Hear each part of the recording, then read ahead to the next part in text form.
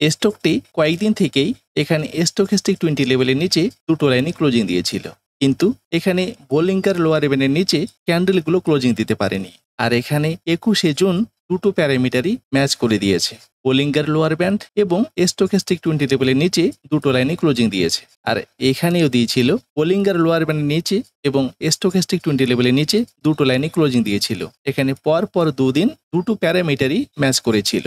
আর তারপর আমরা যদি এখানে 10ই মে 2024 এন্ট্রি করে থাকি, এখানে এন্ট্রি করার পর আমাদের টার্গেট 5%, আর 5% টার্গেটটি আমাদের এখানে 2 সপ্তাহেই হিল করে দিয়েছিল।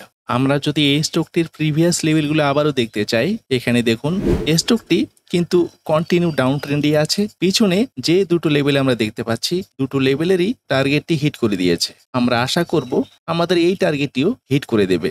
এটি টাটা টেকনোলজির টেকনিক্যাল চার্ট। এখানে টাইম ফ্রেম ডেইলি। আমরা চাইলে এই স্টকটিকে আমাদের র্যাডারে রেখে ফলো করতে পারি। স্টকটি আইটি সেক্টরের। এখানে মার্কেট ক্যাপ দিয়ে 14 নম্বরে আছে।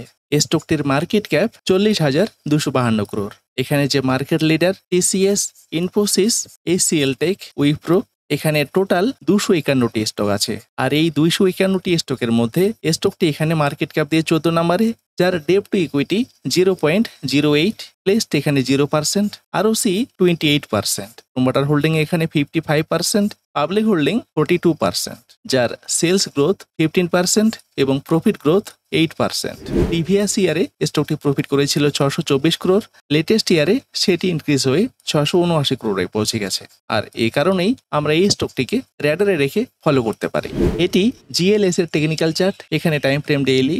স্টকটি এখানে পর কয়েকদিন থেকে রেড ক্যান্ডেল তৈরি করে যাচ্ছে। আর 21 তারিখেই এটি স্টকিস্টিক 20 লেভেলের নিচে এসে পৌঁছে গেছে। যে স্টকটি এখান থেকে একটা আপ মুভ দিতে পারে, তাই আমরা এই স্টকটিকেও আমাদের র্যাডারে রেখে ফলো করতে পারি।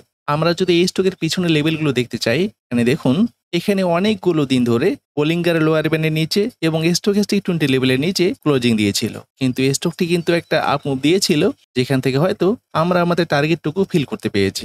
এখানেও একটা এন্ট্রি লেভেল দিয়েছিল, কিন্তু এখান থেকে টার্গেট হিট করতে অনেকটাই সময় নিয়েছিল। তাই আমরা লেটেস্ট যে লেভেলটি আছে, এই লেভেলটি ধরেও আমরা স্টকটিকে আমাদের র্যাডারে রাখতেই পারি।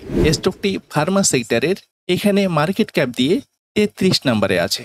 যে স্টকটির মার্কেট ক্যাপ এখানে 10,166 crore, যার কারেন্ট প্রাইস 829 টাকা, ডেপ টু ইকুইটি 0.01, প্লেসড এখানে 9%, আরওসি 28%, প্রোমোটার হোল্ডিং এখানে 82%, যে স্টকটির সেলস গ্রোথ 5% এবং প্রফিট গ্রোথ 0.75%। যে স্টকটি প্রিভিয়াস ইয়ারে প্রফিট করেছিল 466 crore, লেটেস্ট ইয়ারে সেটা ইনক্রিজ হয়ে 470 crore পৌঁছে গেছে।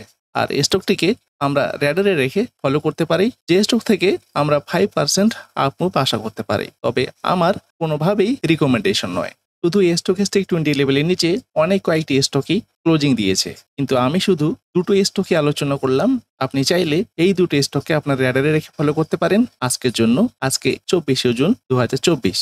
প্রিভিয়াস ভিডিওতে আমি যে লেটেস্ট ট্রেডিং জার্নাল নিয়ে আলোচনা করেছিলাম, অনেকেই সেই ট্রেডিং জার্নালের লিঙ্ক চাচ্ছেন। আমি সবই শেয়ার করব, কিছুদিন ওয়েট করুন। আমি যে লেটেস্ট ট্রেডিং জার্নালটি ব্যবহার করছি, সেই ট্রেডিং জার্নালটিও আপনিও যাতে ব্যবহার করতে পারেন, সেটিরও ব্যবস্থা আমি করছি। তো আজকের মতো এটুকুই। ভিডিওটি যদি ভালো লাগে লাইক ও শেয়ার করবেন, কমেন্ট বক্সে আপনার মতামত জানাবেন। তো দেখা হচ্ছে নেক্সট ভিডিওতে। ধন্যবাদ, ভালো থাকবেন।